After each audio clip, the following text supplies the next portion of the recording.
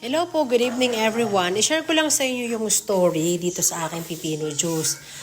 Pasensya na po kayo dun sa mga hindi ko natideliveran. Kasi po yung mga nag-order sa akin na hindi on the... Sa hindi po nakakaalam, ako po ay nag-o-office sa hospital. So, ang hospital po natin na bago ngayon is sa Gumian. So, kung hindi po on the way doon yung mga nagpapadeliver sa akin, hindi ko po sila nadideliveran. Lalo po, ang duty ko po doon ay 8 o'clock to 5 p.m.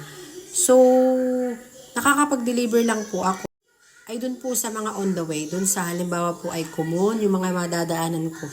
Tungkuhin, Batikan, sa mga yan. Bago ko makarating sa hospital. Yung mga papuntang bayan, papuntang kung saan man lanat pa na malilate ako, hindi ko na po sila nadideliveran ay.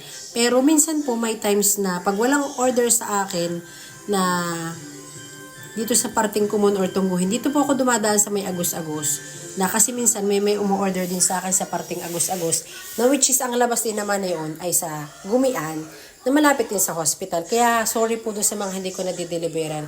Actually, ito po ay part-time job ko lang. Part-time small business yon. At sana bukas-bukas maging big business na. Wow, di ba? Ito ay lahat ay by the grace of God lang. Biglang naisip ko lang itong negosyong to na healthy. Pati mga doctors at nurse namin, ito yung iniinom everyday. Tapos, yung mga ibang client na hindi ko sila makakilala, nag-PPM lang sila sa akin at nag-order sila sa akin. So, thank you very much po sa pagtangkilik sa aking gawang juice. Akala ko ay hindi siya magkiklik dahil siya ay healthy nga. Tapos, at the same time, mahal yung puhunan kasi pipino siya. Pure siyang pipino.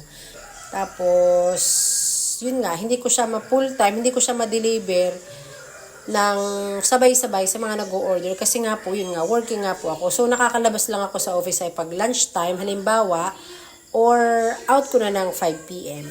So, very sorry po sa mga hindi ko po na-deliveran. Pag po gusto ninyo na magpa-deliver sa akin ng halimbawa, bultuhan, halimbawa 10 bottle pag weekend, halimbawa Saturday or Sunday, ay magdi-deliver po ako sa inyo. Katulong ko po magawa niya ng aking mister. At talaga naman kami full force sa paggagawa niyan. Pero pag wala siya, syempre ako lang mag-isang gumagawa. Ginagawa po namin yan everyday. At everyday po yung ginagawa namin ay yan po ay fresh. At yan po yung everyday ay bago. Kasi po, hindi po kami naggagawa ng sobra dun sa order. Kagaya po ng araw-araw po, 30 to 40 bottle lang po yung aking mga ginagawa. So, araw-araw po, bago yun, araw-araw po, gumagawa po kami ni Mister. So, yun lang po, I just wanna say thank you and just wanna say sorry sa mga hindi ko nadideliveran. At sa mga order naman po na, kagaya ng sabi ko na mag-advance order kayo pag wala akong pasok, pwede naman po, stock nyo lang po sa rep, 7 days naman po, ayan ay, hindi masisira. Basta nasa rep lang po siya. Thanks for watching, babushki!